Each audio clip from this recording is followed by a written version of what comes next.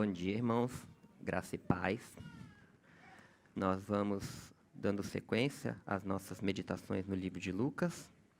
Lucas, capítulo de número 10, a partir do versículo 25 até o capítulo 11, versículo 13. Louvado, exaltado, engrandecido é o nome do Senhor.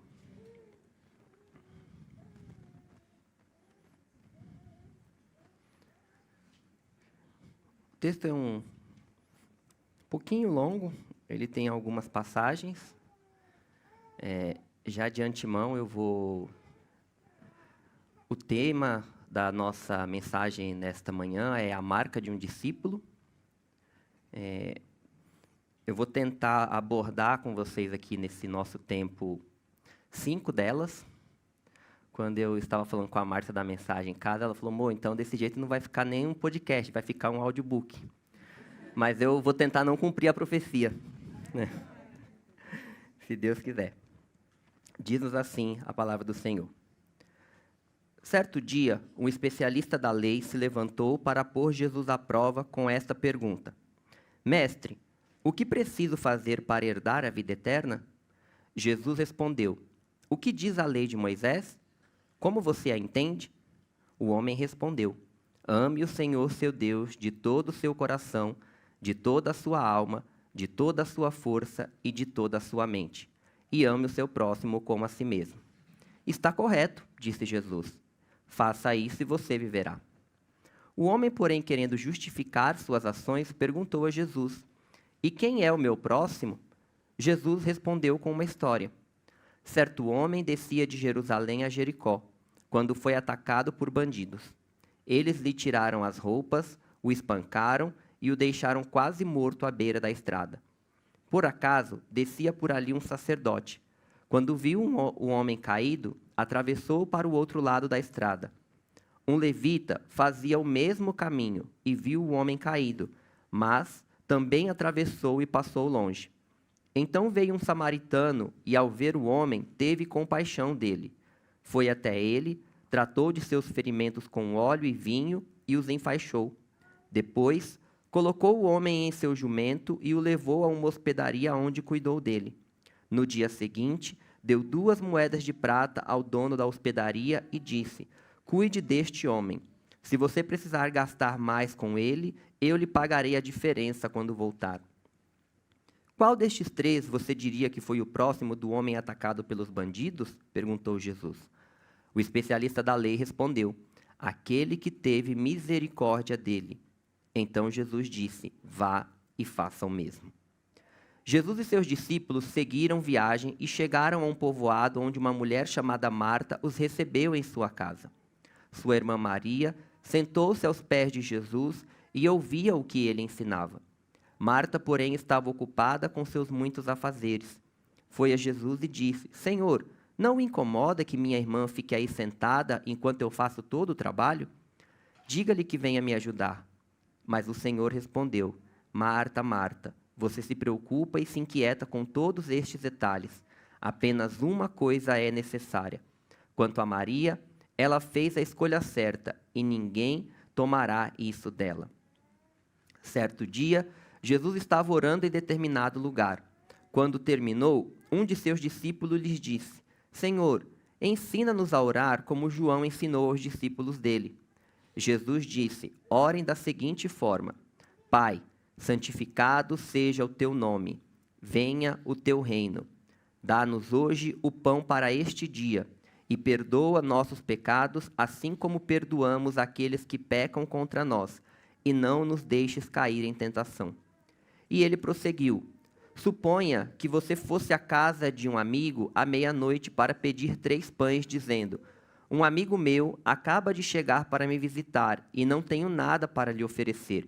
E ele lhe respondesse lá de dentro: Não me perturbe, a porta está trancada e minha família e eu já estamos deitados, não posso ajudá-lo. Eu lhes digo que, embora ele não o faça por amizade, se você continuar a bater a porta, ele se levantará e lhe dará o que precisa por causa da sua insistência. Portanto, eu lhes digo: peçam e receberão, procurem e encontrarão, batam e a porta lhes será aberta. Pois todos que pedem, recebem, todos que procuram, encontram, para todos que batem, a porta é aberta. Vocês que são pais, respondam: se seu filho lhe pedir um peixe, você lhe dará uma cobra? Ou se lhe pedir um ovo, você lhe dará um escorpião? Portanto, se vocês que são pecadores sabem como dar bons presentes a seus filhos, quanto mais seu Pai no céu dará o Espírito Santo aos que lhe o pedirem. Amém. A gente tem aqui algumas histórias, e como a gente vai pensar acerca da marca dos discípulos, existe uma que se sobressai acima de todas as outras. João capítulo 13, versículo 35, está escrito: e nisto todos conhecerão que sois meus discípulos, se vos amardes uns aos outros. Então Jesus, quando estava com os discípulos, disse: olha, existe um meio pelo qual vocês serão conhecidos como meus discípulos. É o amor que vocês têm uns pelos outros. A nossa comunidade vai ser reconhecida como uma comunidade onde Jesus está presente, se aqueles que estiverem conosco, que nos visitarem, que conviverem com a gente, virem o amor do Senhor que nós demonstramos uns pelos outros. E isso vai de encontro com a primeira história que a gente tem no texto desta manhã, que é quando um doutor da lei vai questionar a Jesus acerca de qual é o grande mandamento. O interessante é que ele faz isso não com a intenção de querer aprender de Jesus, até porque, trocando em miúdos, a pergunta que o mestre da lei faz para Jesus seria a mesma coisa que a gente chegar para os dias de hoje e dizer assim para um professor de matemática: quanto que é 2 mais 2? Não faz o menor sentido. Ele era doutor da lei, ele era dedicado ao estudo da lei, ele faz para Jesus uma pergunta da qual ele já sabia a resposta. E Jesus não responde, o doutor da lei, responde a ele com uma pergunta, ele diz assim: tá, o que diz a lei de Moisés? O que é que você entende? E aí ele teve que responder, porque se ele não falasse que ele não saberia, ia ficar feio para ele. Ele vai e responde: ame o Senhor teu Deus com toda a tua força, com toda a tua mente, com todo o teu coração, e o próximo como a ti mesmo. Jesus disse: então você sabe a resposta. Vai, faz isso e você vai viver. E aí ele, querendo se justificar, pergunta para Jesus quem é o próximo. Mas quando você olha para Jesus no diálogo com o doutor da lei, Jesus não diz para ele que ele está errado. Realmente, em outras passagens, você vai ver que Jesus sintetiza toda a lei em 2 mandamentos, que é: ame o Senhor teu Deus de todo o teu coração, de toda a tua alma, de todo o teu entendimento ou de todas as tuas forças, e ao próximo como a si mesmo. Então Jesus, se você quisesse resumir ainda os 2 mandamentos em um só, é meio difícil, mas vamos pensar assim: Jesus está dizendo que a marca de toda a lei seria o amor. E aí a gente vai ter nos nossos dias, muitas divergências. Na verdade, isso já vem de vários séculos que os filósofos se debatem sobre o que significa o amor, sobre o que significa amar, mas a gente vai ver isso no decorrer do texto. Então, a primeira marca de um discípulo de Jesus é que ele é ordenado a amar a Deus acima de todas as coisas. Ou ele ama a Deus acima de todas as coisas. Quando Jesus fala com o mestre da lei, e ele lhe responde que ele tem de amar a Deus acima de todas as coisas, é interessante quando a gente vai trazer isso para as nossas vidas e a gente vai colocar na balança a maneira como a gente vive. E sendo a marca de um discípulo de Jesus amar a Deus acima de todas as coisas, é extremamente frustrante quando no decorrer dos nossos dias, a gente, ao viver a vida, a gente percebe que quantas vezes e em quantas situações nós não amamos a Deus acima de todas as coisas. Em determinadas circunstâncias, amamos a nossa reputação.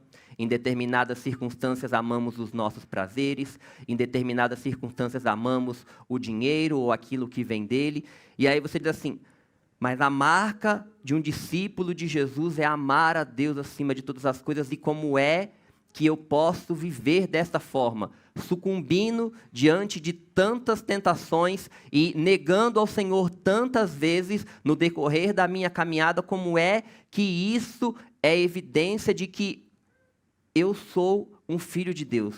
Se quando a realidade nua e crua quando eu paro para olhar a minha vida, parece que eu não amo a Deus acima de todas as coisas. Mas aí a gente já teve na introdução do culto desta manhã, quando o Cris leu a palavra inicial, quando Paulo diz assim, olha, quando eu estou fraco, então eu sou forte, ele se vangloriando das fraquezas, e ele, em outro determinado momento, ele vai dizer que o bem que ele quer fazer, ele não faz, mas o mal que ele não quer fazer está constantemente com ele, mas ele diz assim, olha, no meu interior eu tenho prazer na lei de Deus, mas eu tenho comigo, no meu corpo, uma lei que combate contra o amor que eu tenho para com Deus. Então, embora nós, ao nos depararmos com a vida e percebermos que muitas vezes nós não vivemos este mandamento, é interessante olhar para Paulo e a gente, ao olhar para o fundo do nosso coração, a gente perceber que a gente tem prazer na lei de Deus. Que, no fundo, é aquela conhecido já, que a gente já ouviu várias vezes dentro da teologia, é o já e ainda não. Eu amo a Deus verdadeiramente acima de todas as coisas, mas por causa da presença da carne, que é manchada pelo pecado, marcada pelo pecado, eu não consigo viver em plenitude e expressar em plenitude o amor que eu tenho por Deus. E é por isso que a gente falha e é por isso que a gente fracassa muitas vezes na nossa vida diária. Mas esse amor a Deus, ele se expressa de algumas formas na nossa vida cotidiana. E uma das maneiras pelas quais ele vai se manifestar é pela nossa agenda. Na palavra de hoje eu vou fazer uma caminhada com os irmãos no texto, de vez em quando eu vou pular para um texto da frente, depois eu volto para o de trás, mas eu espero que fique claro. Se não ficar, Jesus tenha misericórdia de vocês e de mim. Quando você olha para a agenda estabelece prioridade. E aí eu já vou pular para o texto de Marta e de Maria. Jesus termina o diálogo com o doutor da lei, eles continuam a caminhada. Muito provavelmente, essa visita de Marta e de Maria não foi algo cronológico, em sequência, mas existe um episódio em que Jesus se hospeda na casa de uma mulher, muito provavelmente a anfitriã era Marta, a casa era dela, Maria provavelmente era uma irmã mais nova. E aí, Jesus chega na casa dela. E, irmão, quem já recebeu visita em casa sabe. Normalmente, a gente se preocupa em receber bem as visitas. E aí, você imagina uma visita mega importante. Se você quiser aprofundar um pouquinho mais nisso, porque aqui eu acho que talvez a gente não tenha tempo, você volte lá na aula do CFB dos Dons, a aula da Lídia, ela trabalhou bem esse aspecto, né, da hospitalidade. E aí, Marta, ela está lá naquela agonia de fazer muitas coisas, de cuidar bem de Jesus. Imagina receber Jesus na sua casa, irmão. Fala, não, a casa tem que estar toda limpa, eu vou fazer o melhor banquete que eu puder, a melhor bebida, tudo que puder. E aí, imagina, não era os dias de hoje, não dá para comprar pronto, não dá para pedir o iFood. Você ia ter que preparar tudo, era hiper manual. E Marta está lá toda aqueles afazeres, de repente, ela olha, Jesus está ensinando, e o que acontece na cabeça de Marta? Está a folgada da irmã dela, sentada aos pés de Jesus, só ouvindo e ela ralando.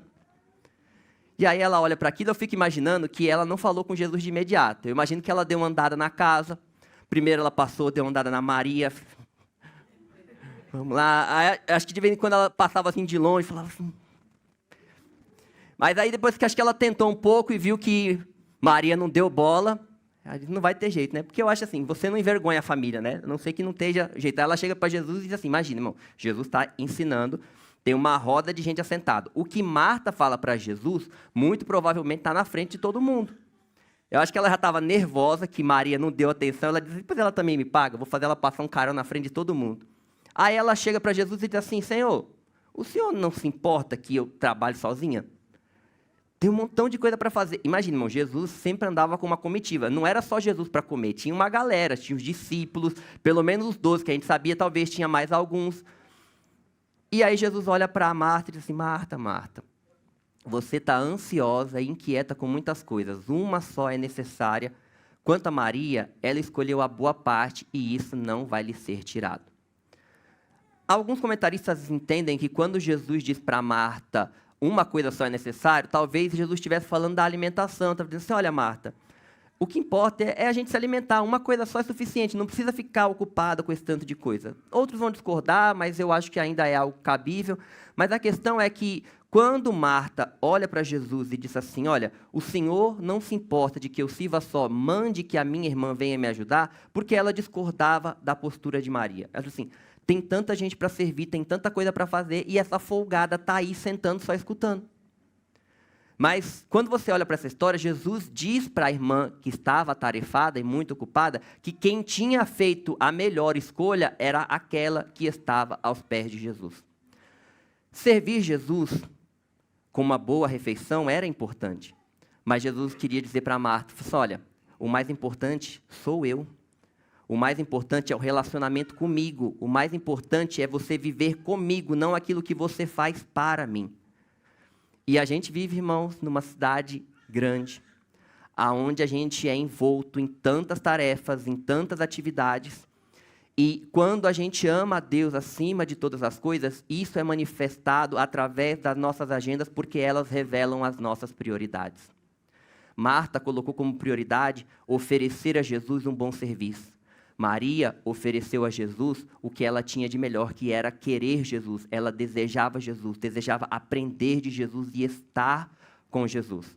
De maneira alguma, Maria estava ignorando que Jesus precisava ser alimentado. Mas imagina, eu recebi Jesus na minha casa. É importante que eu o sirva bem, mas é mais importante eu estar com Ele. C.S. Lewis tem uma frase que diz assim, Deus não quer algo de nós, Ele simplesmente nos quer. E numa vida de ativismo, como a que a gente vive na cidade de São Paulo, muitas vezes a gente pode acabar no equívoco de achar que a gente precisa fazer para Jesus e esquece que o mais importante é estar com Ele. Na verdade, se a gente ainda estiver no problema de Marta, a gente ainda não está tão mal na fita, porque Marta estava muito atarefada para Jesus. E às vezes a gente está muito atarefado e não tem nada a ver para Jesus. Não é nem para o serviço para Jesus. Não é que ele seja a melhor escolha. Mas a gente às vezes ainda vive pior do que Marta. Porque Marta estava ocupada no serviço para Jesus. E às vezes a gente está ocupado demais, preenchendo as nossas agendas e todas as nossas prioridades vão revelando que o centro da nossa vida, dos nossos amores, não é Deus. Somos nós mesmos. São os nossos projetos, são as nossas carreiras, as nossas famílias. Uma vez eu ouvia um pastor, e ele falando para outros pastores, e ele disse assim, olha, a gente precisa ter cuidado. Porque ele falava para pastores que viviam uma vida integral no ministério, e ele disse assim, a gente precisa tomar o cuidado, porque às vezes a gente pode cair no erro de passar o dia todo ocupado com as coisas de Deus e esquecer de que a gente deveria prioritariamente estar ocupado com Deus. E aí a primeira chamada de Deus para nós nesta manhã é para um exame das nossas vidas, das nossas agendas, e dizer, Deus, como o meu tempo, a minha agenda, denunciam o amor que eu tenho pelo Senhor. Quando o nosso dia começa, ou quando o nosso dia termina, depende da sua rotina, se você é mais diurno ou mais noturno, como é que tem ficado as suas prioridades de estar com o Senhor? De estar com Ele em meditação e estudo da sua palavra, de estar com Ele em louvor e adoração, de estar com Ele em oração. Porque o principal da nossa vida, irmão, a principal escolha que nós temos que fazer diariamente é, falar, Senhor, primeiro eu preciso do Senhor. O Cris já falou aqui na oração, antes de eu começar a falar, sobre descansar no Senhor e na sua palavra. A gente precisa viajar, é bom, é legal, a gente precisa se divertir, se distrair às vezes, mas o nosso maior descanso é o Senhor. Quando a gente aprende a estabelecer as prioridades de maneira tal que estar com Deus tenha a primazia sobre todas as outras coisas da nossa vida, a gente vai ver que tudo o Senhor faz no seu devido tempo. Tanto é que ele fala disso lá em Mateus, quando ele vai falar, buscai primeiramente Deus, o seu reino e a sua justiça, e todas essas coisas que os gentios procuram, vos serão acrescentadas, a comida, a bebida e a veste. Mas, às vezes, o nosso tempo, a maneira como a gente organiza toda a nossa vida, está dizendo assim, Senhor, eu estou buscando primeiro a comida, a bebida e a veste, e o teu reino. Se der tempo, depois eu faço alguma coisa. E o Senhor nos chama nesta manhã a olharmos para as nossas vidas, e se a sua vida está ok, você fala assim, não, quando eu olho para a minha agenda, eu vejo que ela mostra que Deus é aquilo que tem de mais importante. O maior dos meus amores é o Senhor, e a minha agenda denuncia isso. Ótimo, glória a Deus, e caminhemos. Mas se porventura, ao olhar para a sua agenda neste momento, você percebe, fala, Senhor, aqui não está. Quando eu olho para a minha agenda, parece que está tudo desorganizado e parece que está tudo torto. O Senhor nos chama nesta manhã a buscá-lo e a pedir, Senhor, me ajuda. Fazer como aquele pai que, ao ser questionado por Jesus sobre a cura do filho, ele disse assim, se o Senhor pode, faça. Ele disse assim, se o Senhor pode fazer alguma coisa, faça. E aí Jesus disse assim para ele, se eu posso, tudo é possível ao que crê. Aí ele disse assim, Senhor, me ajuda na minha incredulidade. Talvez quando você olhe para a sua realidade, você fala, Senhor, a minha agenda denuncia que o Senhor não é a prioridade máxima da minha vida. E eu não tenho nem forças para reorganizar essa agenda. Me ajuda. E Ele virá de encontro a nós, vai nos fortalecer e a sua graça vai nos sustentar, porque Ele nos chama aqui nesta manhã para que a gente possa ouvir a sua palavra ministre ao nosso coração e à nossa mente, e o seu Espírito venha sobre nós com poder sobrenatural para nos dar a graça para vivermos a vida de Jesus. Uma outra forma de a gente analisar se Deus realmente é aquele a quem nós mais amamos é fazer uma análise das nossas orações. E aí eu já vou pular para o texto sobre a oração do Pai Nosso. Depois eu vou voltar nele, mas quando você olha para Jesus ensinando os discípulos a orarem, ele começa, Pai, né? A gente fala oração do Pai Nosso, mas porque a oração do Pai Nosso, com o nome Pai Nosso, é a forma mais alongada da oração que está presente lá no livro de Mateus. No livro de Lucas é uma versão um pouquinho menor. Ele diz assim só, Pai, santificado seja o teu nome, venha o teu reino.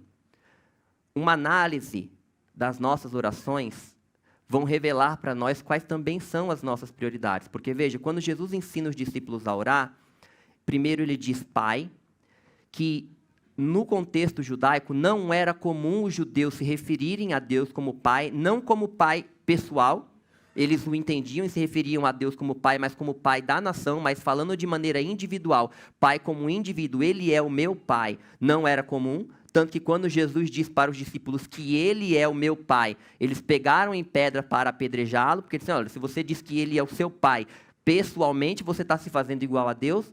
Então, isso já mostra que os judeus não tinham esse costume de se referir a Deus pessoalmente como seu Pai.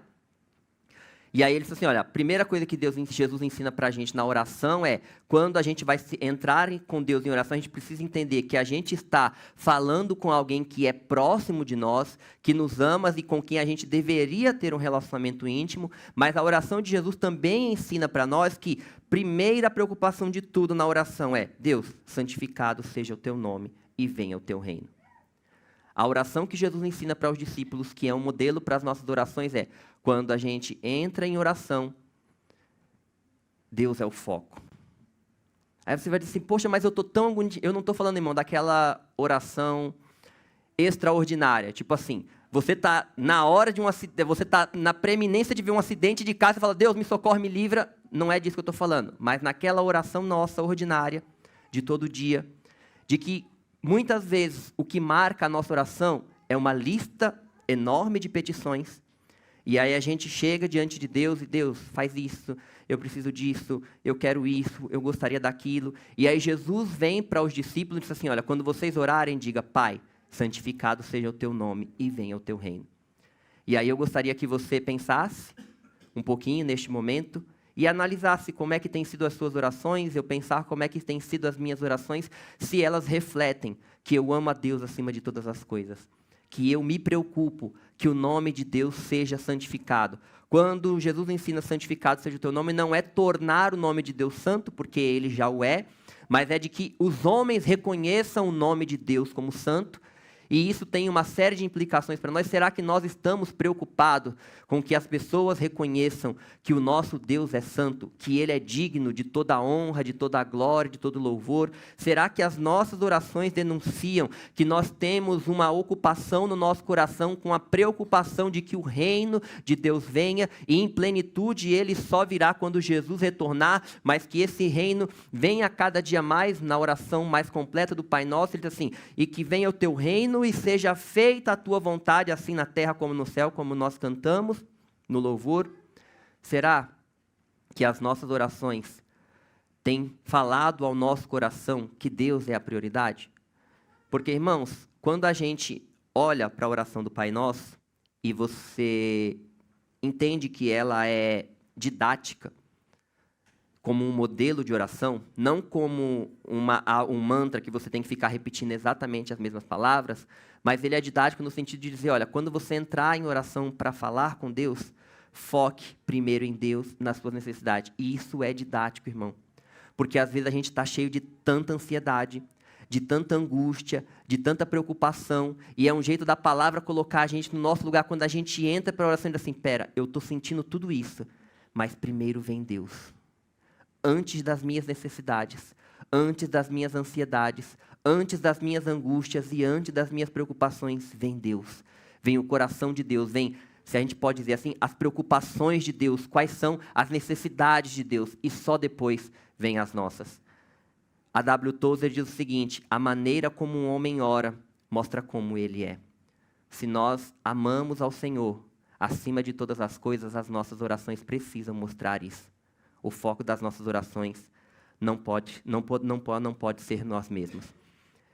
E quando a gente olha para o mandamento, que nós somos chamados a viver de amar a Deus acima de todas as coisas, existem outras áreas das nossas vidas que a gente pode analisar para ver se isso é verdade, mas como eu não quero cumprir a profecia da minha esposa, eu não vou entrar em outros detalhes, a gente vai ver outra marca dos discípulos, que é ter um coração ensinável. Por que ter um coração ensinável? Quando você olha para os textos que a gente leu nessa noite, você vai ter um mestre da lei, um doutor da lei, e ele chega a Jesus para questioná-lo. Mas veja que a intenção dele não é aprender nada. O texto diz que ele chega para testar Jesus e depois ele ainda vai querer se justificar quando Jesus diz para ele, você está certo. Ame a Deus acima de todas as coisas, o teu próximo como a ti mesmo, se você sabe isso, faz isso e viverá. E aí ele vai querer se justificar. Aí você chega no texto que a gente leu, que é um discípulo dizendo assim para Jesus, Jesus, ensina-nos a orar, como João ensinou os discípulos dele. Era comum entre os rabinos que eles ensinassem os seus discípulos a orar. Parece que havia meio que uma tradição de que cada rabino ensinava algum tipo de oração aos seus discípulos, e isso servia entre eles de um tipo de diferenciação de quem é o seu mestre, através de uma oração que você aprendia dele. E aí você também vê esse coração ensinável nesse discípulo, que ele, muito provavelmente, ao perceber Jesus orando, ele olhou para as suas orações e disse assim, peraí, isso aqui não está... Minhas orações não estão muito parecidas com a de Jesus. E aí ele fala, Senhor, nos ensina a orar. E aí você olha para Maria, assentada aos pés de Jesus, algo que não era muito comum à época, eram os homens que se assentavam aos pés do rabino para aprender, mas Maria não ligou para as convenções sociais, ela viu Jesus, ela queria Jesus, e ela enfrentou tudo aquilo porque ela tinha um coração que desejava aprender de Jesus, como se relacionar com Deus e como viver para Deus e como ser como Jesus. E aí, a gente pega o coração ensinável, e aí a gente volta de novo para a oração do Pai Nosso. Por que é que eu preciso aprender a orar? Porque a Bíblia diz, irmãos, Tiago, capítulo 4, versículo 2 e 3, o seguinte, e, no entanto, não têm o que desejam porque não pedem, e quando pedem, não recebem, pois seus motivos são errados, pedem apenas os que lhes dará prazer. A gente precisa aprender a orar porque a Bíblia diz que Deus se compromete a responder a oração. Mas não é qualquer oração que Deus tem o comprometimento de responder. A palavra do Senhor nos diz, 1 João 5,14, e esta é a confiança que temos nele, que se pedimos alguma coisa segundo a sua vontade, ele nos ouve. Então a gente tem dois textos aqui, um de Tiago dizendo assim, olha, vocês pedem e não recebem porque o pedido de vocês é mal feito, as motivações de vocês são erradas. Então, uma lição que Tiago já nos dá é, orar com a motivação errada já é garantia de que você não vai receber, porque Deus não atende a motivação errada do coração. E aí você tem um outro texto de João dizendo assim, olha, Deus se compromete a ouvir tudo aquilo que você pede em oração, desde que isso seja de acordo com a sua vontade. E tem uma frase de um irmão chamado Leonard Ravenhill, eu acho que é assim o nome dele, ele disse assim, se gastássemos tanto tempo ensinando as pessoas a orarem, quanto as ensinamos a cantar em coral, colocaríamos fogo no mundo. Quando ele faz essa frase, é algumas décadas atrás, né? Então coral era uma coisa mais comum nas igrejas, ainda existem algumas que têm, mas não é tão comum assim, né? E ele não está falando contra se ensinar o canto, se ensinar o louvor. A gente tem equipe de louvor aqui, tem o professor de canto, os irmãos ensaiam, e isso é bom, isso é louvável, agradável a Deus, que se busque o aperfeiçoamento. Mas o que ele está querendo dizer é o seguinte, às vezes a gente passa tanto tempo ocupado, voltando no ponto anterior, com as coisas de Deus. Às vezes a preocupação está muito grande na técnica. Eu vou pregar e aí eu fico preocupado com técnicas de oratória, homilética, exegese, e não que essas coisas não sejam importantes, mas elas não podem ter a primazia. E aí, quando ele vai falar sobre oração, ele diz assim, olha, a gente ensina tanto, tem tanta preocupação em ensinar as pessoas a cantarem bem. Ele falou assim, mas o quanto a gente as ensina a orar, está tão aquém disso. Ele disse assim, porque ele disse, se a gente ensinasse essas pessoas a orarem, a gente colocaria fogo no mundo. Ele disse, por quê? Porque aí a gente ia começar a orar de acordo com a vontade de Deus. E se a gente estiver orando de acordo com a vontade de Deus, a mão de Deus vai agir. Agora me falhou a fonte, irmão. Mas ele diz assim, toda vez que Deus quer fazer alguma coisa, ele conclama a sua igreja a orar. Eu não me lembro agora se é o Spurgeon, mas a frase faz sentido, independente de quem tenha falado. E ele diz assim, olha, quando Deus quer fazer alguma coisa, quando Deus quer fazer um avivamento, quando Deus quer operar, ele conclama a sua igreja a orar, porque Deus responde às orações. Mas a gente precisa aprender a orar. Quando ter um coração ensinável, diz respeito a um jeito de se viver. Mas no texto de hoje, especificamente, o texto está dizendo de um discípulo que pede a Jesus que lhe ensine a orar. E aí eu queria que a gente fizesse um exame agora das nossas vidas e olhar para o nosso coração e perguntar para nós mesmos, alguma vez eu e você tivemos a preocupação ou nutrimos hoje essa preocupação em aprender a orar? Ou a gente se acostuma ou está conformado com a oração que a gente faz? Uma lista de pedidos infinitos. Quando a gente estudou no Vale da Bênção um livro que chama um chamado à reforma espiritual, o nome do livro, e ele faz uma análise das orações de Paulo. E é engraçado quando você olha para aquelas análises das orações de Paulo, em nenhum momento Paulo está pedindo resolução de problema. Não tem uma. E a gente estava na sexta-feira lá no PG de Homens, e eu estava conversando com o Vini sobre essa questão de oração. E eu falei assim, só tem um texto que eu me recorde, pelo menos, de Paulo, em todo o escrito bíblico, fazendo um pedido de uma resolução de problema, que é o espinho na carne. Ele viu o espinho, aquilo incomodava, e ele disse assim, Senhor, tira o espinho. E ele disse assim, 3 vezes orei ao Senhor para que tirasse o espinho. E no texto bíblico, aparentemente no único texto onde Paulo registra um pedido para uma resolução de problema, o que Deus diz para ele? Paulo, a minha graça te basta, porque o meu poder se aperfeiçoa na fraqueza. Não estou dizendo, irmãos, que orar por pedidos seja errado, de maneira nenhuma. Muito provavelmente Paulo fez pedidos de oração, Paulo fez algumas orações, ou várias, sei lá eu, que tenham feito pedidos de resolução de problema, porque isso não é um problema, mas quando ele está ensinando a igreja a orar em todas as epístolas, em nenhum momento tem esse ensino lá. Mas parece que na nossa vivência diária, as nossas orações elas são completamente diferentes das de Paulo, e pior ainda, elas são completamente diferentes das orações de Jesus. Quando você vai para João 17, Jesus orando por nós, e você vê como Jesus ora, ele diz assim, Senhor, eu não peço que os tire do mundo, mas que os livre do mal. Ele diz assim, olha, eu peço Pai, que eles sejam um, como nós somos um. Toda a concentração da oração de Jesus diz respeito a um aprofundamento do nosso relacionamento com Deus. Mas, normalmente, a nossa prática diária de oração costuma ser uma lista enorme de pedidos de resolução. E por quê? Porque a gente acha que se Deus resolver o problema, a situação fica resolvida. E não fica. Porque você pode estar com problemas financeiros e Deus pode enviar dinheiro e as suas contas pagarem, mas você vai continuar não confiando em Deus com as contas pagas. O que Deus quer, a Bíblia diz que Ele suprirá em Cristo todas as nossas necessidades, é que independente da bonança ou da fartura, o nosso coração esteja descansado nele. O nosso relacionamento com Ele esteja alicerçado. E aí, para que a gente possa passar para a próxima marca de um discípulo, eu queria que a gente se perguntasse, nós temos aprendido a orar com Jesus? Nós temos aprendido a fazer a oração que Deus nos chama para orar? Também não lembro a fonte agora, Jesus sabe que a minha mente é bem falha para essas coisas. mas ele disse assim, ore até que a sua oração se torne um monólogo de Deus consigo mesmo.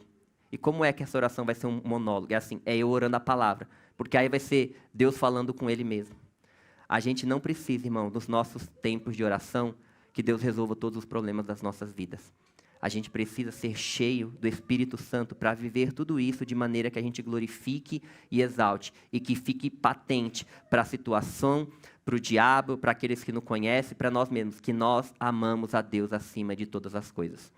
Eu conversava com os amigos na sexta-feira à tarde sobre uma irmã chamada Ariadne, talvez alguns aqui tenham visto um podcast que ela fez com o Douglas Gonçalves, e ela fala que quando ela foi para o campo, que ela começou o trabalho de missionários, ela pensava que ela ia lá para fortalecer os irmãos, e aí ela falou que foi um tapa na cara, porque quando ela chegou lá, ela viu que era eles que tinham que ensinar para a gente. E ela fala uma coisa marcante no podcast, que ela disse assim, eu nunca vi nenhum irmão da igreja perseguida pedir para Deus cessar a perseguição. Porque aqui, guardadas as devidas proporções, quando se fala que vai ter qualquer projeto de lei possível que vai mexer com qualquer coisa nossa, parece que o mundo vira do avesso, e eu não estou dizendo que dentro dos meios legislativos e legais a gente não possa trabalhar em prol para que essas coisas não aconteçam, até porque a Bíblia diz que a lei foi feita para louvor daquele que faz o bem, punição daquele que faz o mal, mas ela está dizendo, olha, o texto bíblico diz assim, no mundo tereis aflição, tem de bom ânimo. E Jesus disse assim, se me perseguiram, vão perseguir vocês. E aí a igreja primitiva vive de tal forma que eles estão sendo perseguidos e eles não pedem para a perseguição parar, porque não faz sentido pedir isso. Porque se nós estamos vivendo a vida de Jesus e sendo parecidos com Jesus, nós vamos ser perseguidos. Então o único jeito de eu parar de ser perseguido é se eu deixar de ficar parecido com Jesus. Nós temos um inimigo que é Satanás. Qual é o único jeito dele não te perturbar, irmão? É se você não criar problema para ele. Se você ficar perto dele, parecido com ele, aí você vira camarada, está tudo bem. Agora, se você é arqui-inimigo, se você adora a Deus, se você vive como Jesus e tenta viver como Jesus, vai ter perseguição, vai ter tribulação, vai ter afronta. Então, não faz sentido esse tipo de oração. E por que é que a igreja perseguida não faz esse tipo de oração? Porque eles olham para a Bíblia, olham para a vida de Jesus, olham para as orações de Jesus, e talvez eles tenham aprendido mais com Jesus sobre orar do que a gente. E é um chamado do Senhor para nós nesta manhã. Ter um coração ensinável. Para tantas outras áreas, eu foquei especificamente na oração, porque é dela que trata o nosso texto nessa manhã. Uma outra marca do discípulo de Jesus é que ele é humilde. Humildade pode ser descrita como uma virtude caracterizada pela consciência das próprias limitações. E aí a gente, mais uma vez, vai ver essa humildade refletida aonde? Na oração do Pai Nosso. Primeiro, eles começam dizendo assim, perdoa os nossos pecados, assim como perdoamos aqueles que pecam contra nós. C.S. Lewis tem uma frase que diz assim, nós perdoamos o imperdoável, porque Deus perdoou o imperdoável em nós. A marca do discípulo de Jesus, ele é humilde, e essa humildade se reflete no fato de que ele perdoa aqueles que pecam contra ele, porque ele recebeu um perdão infinitamente maior do que o perdão que ele está oferecendo. Existe uma outra parábola de Jesus em Mateus, capítulo 18, e o versículo 34 desse texto diz assim, que é a parábola do cobrador incompassivo. E indignado, seu senhor o entregou aos atormentadores, até que pagasse tudo o que devia. Assim vos fará também meu Pai Celestial, se de todo o coração não perdoardes cada um a seus irmãos as suas ofensas. A parábola diz assim, tinham dois servos de um rei, um devia uma quantia absurda para um rei, e um conservo devia para o outro algumas poucas moedas. E aí o rei manda chamar para o acerto de contas, aquele que devia uma infinidade para o rei, pede para o rei ter misericórdia que ele vai pagar. Ele diz assim, olha, me dê tempo que eu pago, mas quando você faz o cálculo monetário, você vê que a dívida era impagável, o rei perdoa a dívida. E aí ele sai da presença do rei e ele encontra com um amigo que deve para ele, o conservo, e ele diz assim, paga. Aí ele faz o mesmo pedido que ele fez para o rei, tem misericórdia de mim, me dá tempo e eu vou te pagar. E aí ele diz de maneira nenhuma. Ele lança ele na mão dos cobradores, ele é preso para ser atormentado até que ele pague. E quando os conservos daquele que não perdoou a dívida ficam sabendo, vão para o rei contar. Fala, então, majestade, o senhor perdoou aquelas dívidas gigantescas do fulano, mas ele encontrou o cicrano que devia para ele, não perdoou não, ainda mandou prender ele. O que o rei faz? Manda chamar ele, anula o perdão da dívida e manda que ele vá, que é o texto que a gente leu. Porque, irmãos, é uma verdade dura, mas ela é uma verdade. Quem não perdoa não entra no céu. Quem não perdoa não é filho de Deus, porque a Bíblia diz assim, perdoa os nossos pecados, assim como perdoamos aqueles que pecam contra nós. Essa oração, ela é uma oração de julgamento. Você está dizendo assim para Deus, Deus, perdoa-me como eu perdoo aqueles que estão pecando contra mim. Mas eu falei da frase de C.S. Lewis porque o que ele está querendo dizer é o seguinte, olha, todos os pecados que a gente comete, em última análise, sempre são contra Deus. Por mais que eu e você pensemos que o pecado que alguém cometeu contra a gente seja um absurdo, isso é infinitamente menor do que o que a gente faz contra Deus. Proporcionalmente, você vai envelhecendo e você vai ficando pior, mas tudo bem. Quanto mais velho você é, teoricamente, mais pecado você tem. Né? Mais tempo vivendo em pecado. Não necessariamente precisa ser assim, porque se você vai desenvolvendo uma vida de santidade, talvez um novo tenha pecado muito mais. Mas proporcionalmente, acho que para a maioria talvez se encaixasse.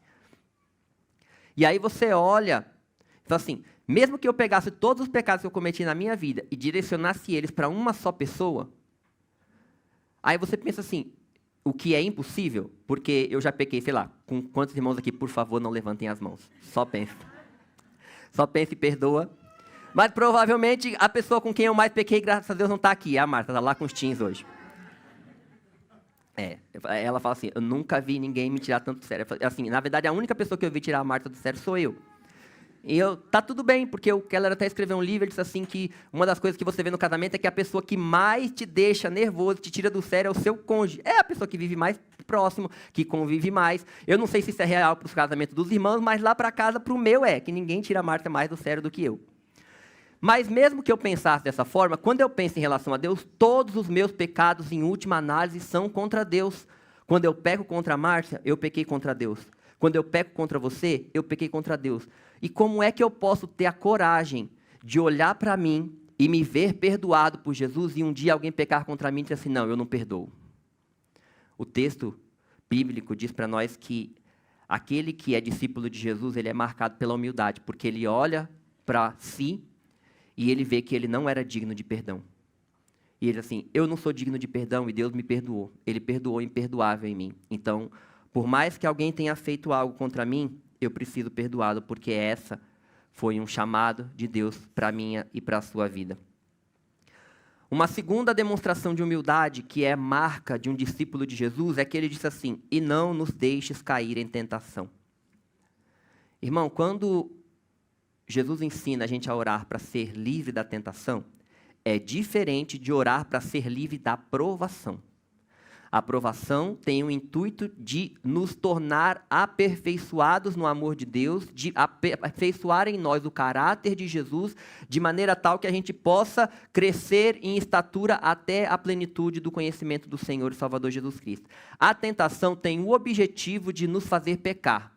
E quem nos tenta é Satanás, ou os nossos próprios desejos que nos levam, segundo a palavra do Senhor. Deus não nos leva à tentação, Deus nos leva à aprovação.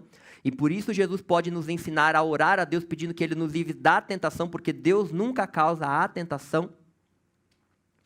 E aí, eu vou ler normalmente o texto que eu citei, que é de Romanos 7, diz assim, sei que nada de bom habita em mim, isto é, em minha carne, porque tenho o desejo de fazer o bem, mas não consigo realizá-lo, pois o que faço não é o bem que desejo, mas o mal que não quero fazer, esse continuo fazendo. A marca de um discípulo de Jesus é a humildade, porque ele olha para si e ele diz assim, olha, eu queria fazer o bem, eu não consigo. Ele olha para si, eu olho para mim e eu vejo uma quantidade de vulnerabilidades e de desejos maliciosos que não condizem com a palavra de Deus. E aí eu olho para determinadas circunstâncias aonde eu posso ser exposto e digo, Deus, me livra das tentações, me livra das circunstâncias, me livra das pessoas que vão servir de tropeço para que eu peque contra o Senhor. E só faz essa oração quem olha para si e reconhece as suas fraquezas, as suas limitações e entende que não é o super-homem, que não pode sair batendo de frente com tudo. Porque, irmãos, a gente pensa assim, que fugir é para o fraco, não é? É. Mas a Bíblia diz assim, fugir da imoralidade sexual. A Bíblia diz assim, fugir da aparência do mal. A gente vive num mundo que exalta muito a valentia, mas na palavra de Deus tem coisa assim para a gente, foge da imoralidade. Está dizendo assim, olha, você é fraco, eu sou fraco. Dependendo do que a gente tem que encarar, foge. Não é vergonha fugir do pecado, da aparência do mal. Feio é tentar encarar algo com soberba, sabendo que a gente é fraco, falhar, cair e pecar contra o nosso Deus. E entristecer o Espírito Santo e viver numa vida de pecado. A palavra de Deus nos diz que Jesus ensinou os discípulos a orarem para serem livres das tentações. E aí eu queria que a gente fizesse um autoexame das nossas orações novamente nesta manhã e pensássemos quantas vezes eu tenho orado e dito, Deus, me livra das tentações. Quantas vezes eu tenho analisado o meu coração, a minha mente, visto as minhas fraquezas e vulnerabilidades e dizer, Deus, aqui eu fico extremamente propenso a pecar contra o Senhor, me livra disso. É diferente, novamente eu repito, de pedir a Deus para ser livre de provações. Tem determinadas circunstâncias que falam assim, Deus, essa situação aqui me leva a pecar, mas não é a situação que Deus propiciou. Quando Deus propicia uma situação, ela tem o objetivo de nos fazer amadurecer. Quando a tentação vem e ela é motivada por desejos malignos e é motivada por obras de Satanás, ela tem o intuito de nos fazer pecar contra o Senhor. E aí, nós pensamos que, será que nós temos perdoado aqueles que pecam contra nós? E será que nós temos pedido para ser livres da tentação? É uma outra pergunta que a gente precisa se fazer baseado na palavra do Senhor nesta manhã. Uma outra marca de um discípulo de Jesus é que ele é perseverante na oração. Eu ouvi uma vez, e novamente eu não lembro a fonte, tudo bem. A pessoa disse assim, perseverança é quando você não tem mais nenhum motivo, não tem mais nenhuma vontade, ele falou assim, não tem nada dentro de você que te leve, é só aí que começa a perseverança. Ele disse assim, porque enquanto você ainda quer, você não persevera, você quer, você está atrás. Ele falou assim, perseverança é quando acaba tudo, e aí fala assim, pô, eu desisto, não tem mais jeito, ele falou assim, eu vou perseverar, por quê? Por causa de Deus. Porque aí a gente vai para a parábola de que Jesus disse, olha, pedi, pedi, dar-se-vos-á, porque aquele que pede, recebe, o que busca, encontra, e ao que bate, a porta se lhe abrirá.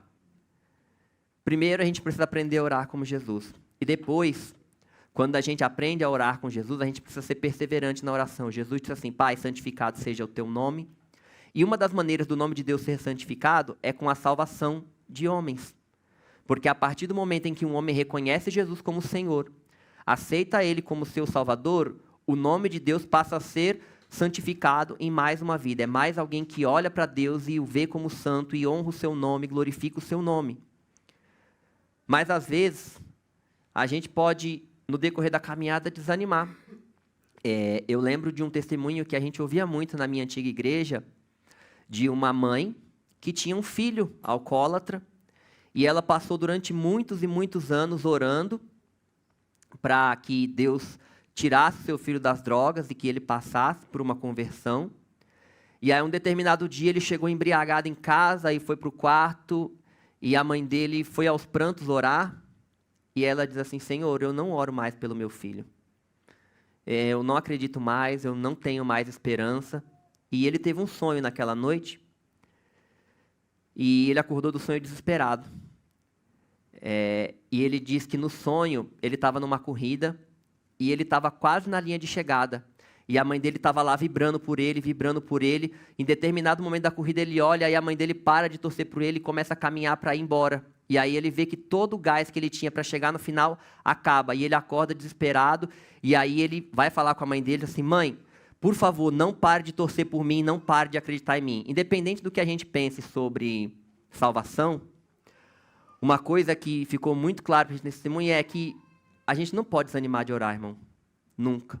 Porque nós fomos chamados por Deus para perseverar. A palavra de Deus nos diz em Romanos 12:12, alegrai-vos na esperança, sede pacientes na tribulação, perseverai na oração. E Paulo coloca tudo isso no mesmo versículo, ele diz assim, porque primeiro a gente tem uma esperança. A gente se converteu, foi convertido pelo Espírito Santo de Deus, recebemos as boas novas de que aquilo que de mais problemático podia acontecer nas nossas vidas, Deus já resolveu, que era o problema da nossa separação com Deus. Então, se o problema principal Deus já resolveu, com certeza os secundários Ele também tem preocupação em resolver. Aí ele diz assim, então você tem uma esperança de que você tem um Deus, um Pai que cuida de você. E ele diz, seja paciente na tribulação, porque a gente vive em tribulação. Mas ele diz assim, persevere na oração. Porque quando a gente está na tribulação, é tão fácil de perder a vontade. E quantas vezes a gente não perde a vontade? Não tem mais ânimo, desacredita de tudo. Mas o Senhor nos chama a crer que nós temos um Deus que a Bíblia diz que é todo-poderoso. Ele tem poder para reverter qualquer quadro. Independente da pessoa que a gente esteja falando, independente da circunstância que a gente tem vendo, Deus tem poder, irmão. Não importa o quanto a pessoa possa estar no lamaçal do pecado, Deus tem poder para resgatá-la. Não importa o quanto a nossa cidade, o nosso país podem estar imersos na corrupção, Deus tem poder para poder transformar a nossa nação se Ele assim o quiser. Não importa o estado em que você esteja hoje emocionalmente ou espiritualmente, Deus tem poder para nos levantar. A Bíblia diz assim que a gente vive uma vida em que o nosso normal é cair. A Bíblia diz no livro dos Salmos, acho que 7 vezes cairá o justo, mas o Senhor o levantará. O texto não diz assim, o justo não vai cair. Não, a gente cai, porque a gente é fraco, porque a gente é falho, porque a gente deveria amar a Deus e escolhe amar a nós mesmos muitas vezes. E a gente falha, mas Ele diz que o Senhor nos levantará. Então a nossa esperança tem que estar naquele que nos prometeu. Não é na nossa força, não é na nossa capacidade, não são nos nossos recursos, é no poder do Senhor. E Ele nos chama a sermos perseverantes em oração. E uma última lição, e eu vou correr aqui para não virar um podcast, é que o discípulo de Jesus, ele é marcado como alguém que ama com amor sacrificial.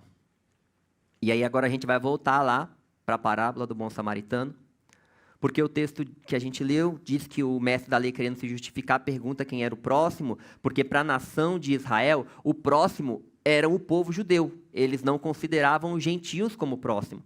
E aí Jesus conta uma parábola em que um homem, provavelmente um judeu, o texto não diz, está caído, ferido, quase meio moribundo por causa de um assalto e de ter apanhado, e aí passa um sacerdote, passa um levita, passam de longe, e aí vem um samaritano, que eu imagino o doutor da lei ouvindo aquilo, ele já querendo matar Jesus na hora que Jesus só falou que era o samaritano, e aí o samaritano vem e cuida.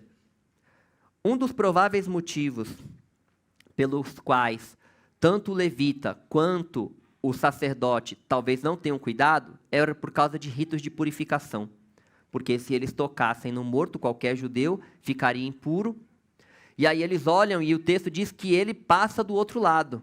Você imagina assim, você está aqui no caminho e aí você vê um homem moribundo. O levita e o sacerdote, eles veem que tem alguém, o que eles fazem?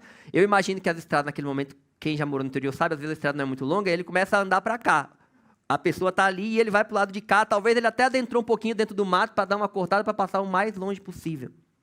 Mas veja, a marca da religiosidade nele foi tão grande que ele não se preocupou, porque, se ele tivesse morto e ele tocasse o homem, ele ficaria impuro.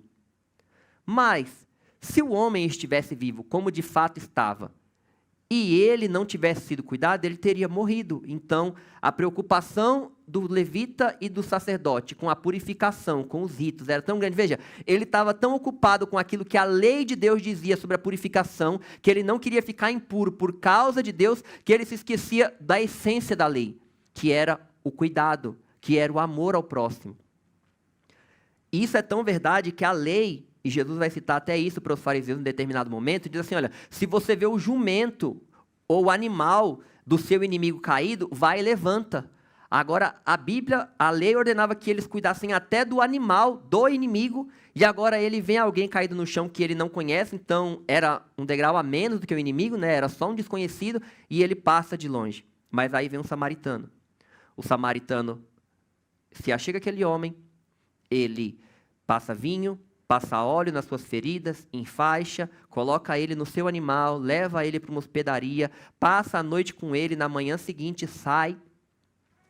chega para o dono da hospedaria, dá 2 moedas de prata, em algumas versões vão ser 2 denários, que equivaleria a 2 dias de trabalho de um trabalhador comum. E, segundo alguns estudiosos da época, uma refeição naquela época custava 1/12 de um denário. Então, era como se, na versão mais baixa, tá? Para alguns era 1/32, então eu vou me concentrar na menor, na refeição mais cara. Seria como se ele tivesse pago 24 refeições adiantado para o dono da hospedaria. Se a gente pensar no nosso modelo de hoje, 3 refeições por dia, básica, seria como se ele tivesse deixado 8 dias de hospedagem paga.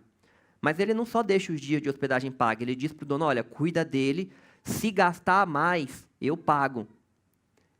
Ele também era um desconhecido para o samaritano, não era um amigo, não era um familiar. Ele gastou o óleo dele, ele gastou o vinho dele, ele gastou o tempo dele, porque ele estava numa jornada, ele interrompeu a jornada dele para cuidar daquele que estava caído. O amor de Jesus, que é marca de um discípulo de Jesus, é um amor sacrificial. E isso é um chamado para nós, nessa sociedade nossa louca, de uma cidade grande como São Paulo, porque a gente vive numa correria tão louca. E sacrificar, você fala assim, mas eu vou ter que sacrificar o quê? Depende. Deus sabe o que Ele te deu para você ofertar, se é recursos financeiros, se é o seu tempo, se é o seu dom, eu não sei, mas o que o texto nos diz é que aquele samaritano, que muitas vezes é assemelhado como Jesus, é que ele amou com amor sacrificial, e Jesus nos amou com amor sacrificial. Ele deixou o céu, ele veio viver como homem, ele sofreu a morte, ele passou por uma tortura, ele carregou sobre si os nossos pecados, ele foi tornado pecado no nosso lugar. Jesus amou com amor sacrificial. E aí ele olha para aquele doutor da lei e diz assim, olha, é esse tipo de amor que a lei pede. E a pergunta para nós nesta manhã é se nós temos amado com amor sacrificial, porque normalmente, irmãos, a gente, nessa vida maluca que a gente vive, a gente costuma dar o que está sobrando. Ah, se eu tiver algum tempinho, eu ajudo, eu faço. Se eu tiver um dinheiro sobrando, eu faço. Tem um episódio em 2 Coríntios, capítulo 8, capítulo 8, do versículo 1 ao 5, que eles estão fazendo uma grande... eles estão recolhendo ofertas para socorrer o povo santo. E aí Paulo fala assim, olha, irmãos, queremos que vocês saibam que a graça de Deus tem feito nas igrejas da província da Macedônia. Os irmãos dali têm sido muito provados pelas aflições que eles têm passado. Veja, não é alguém que está nadando na bênção, nem está com a vida folgada. Mas a alegria deles foi tanta, que embora sendo muito pobres, então era alguém que tinha pouco, eles deram ofertas com grande generosidade. Afirmo a vocês que eles deram tudo o que podiam e ainda mais.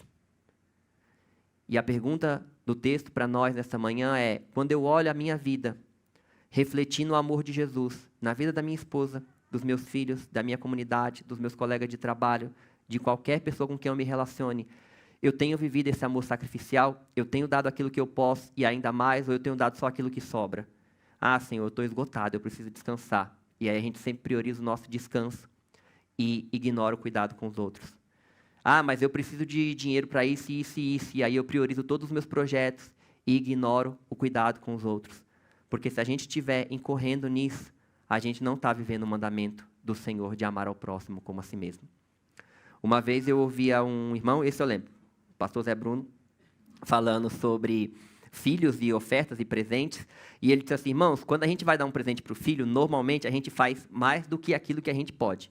Eu não tenho filho, mas tive pai, né? Então eu sei que é verdade.